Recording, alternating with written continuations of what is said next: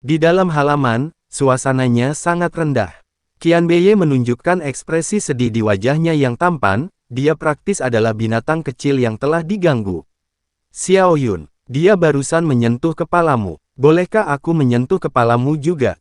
Guruo Yun terkejut. Apakah kepalamu terbentur? Qian Beye bahkan lebih sedih. Mengapa dia bisa menyentuh tapi aku tidak bisa?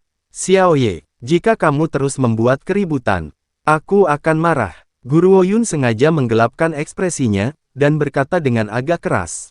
Karena kamu telah memilih untuk mengikutiku, kamu harus mendengarkanku. Mengerti? Mendengar ini, Qian Beye menunjukkan sedikit kegugupan saat dia dengan hati-hati berkata. Aku tidak akan membuat keributan lagi. Aku akan berperilaku sangat baik dan patuh. Xiao Yun, tolong jangan marah padaku. Tolong jangan mengusirku. Melihat pria itu berhati-hati, hati Guruo Yun melunak. Baiklah, aku tidak marah lagi. Ayo pergi. Xiao Yun, kamu orang yang baik. Qian Beye tersenyum, dan dengan senyum ini, dia melampaui tingkat keindahan yang telah menyebabkan kejatuhan bangsa-bangsa.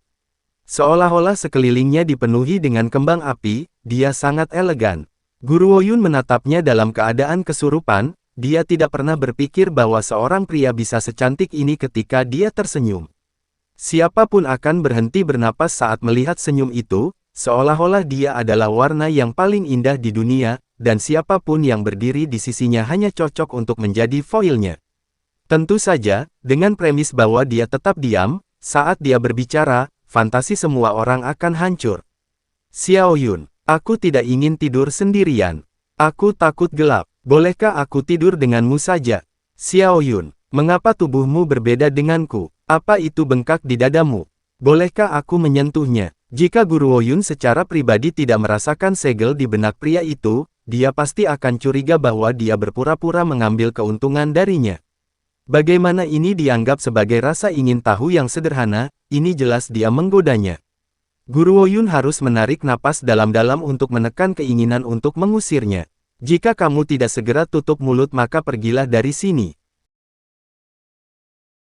Pada saat ini, di aula besar keluarga Gu, Pak Tua Gu sedang menyapu semua barang pecah belah dari meja ke lantai, wajahnya begitu mendung sehingga hujan akan turun. Bahkan Gu Panpan yang biasanya disukai, berdiri di satu sisi dan tidak berani mengatakan sepatah kata pun.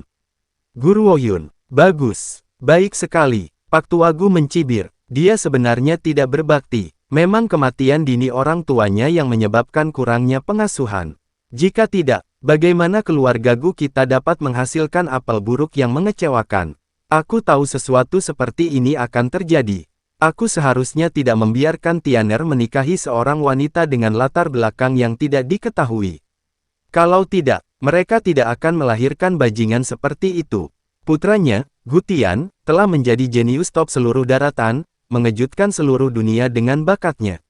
Gu Tian telah menjadi raja bela diri pada usia dini, dan dia telah menggantungkan semua harapannya padanya. Jika dia tidak mati, bagaimana keluarga Gu akan jatuh ke level ini? Jika dia tidak mati, mungkin keluarga Gu sudah keluar dari negara Azure Dragon, dan akan bersaing dengan kekuatan seperti Sekte Pemurnian Senjata. Memang benar bahwa setiap pria yang luar biasa pasti memiliki wanita yang baik di belakangnya dan bukan hanya seseorang yang akan menjadi beban. Jika Tianer tidak menikahi wanita dengan latar belakang yang meragukan maka dia pasti tidak akan mengalami nasib seperti itu. Bahkan tanpa mayat untuk dikubur. Dari kata-katanya jelas bahwa Pak Tua Gu tidak sedih atas kematian putranya, tetapi hanya meratapi bahwa keluarga Gu telah kehilangan bakat sebesar itu.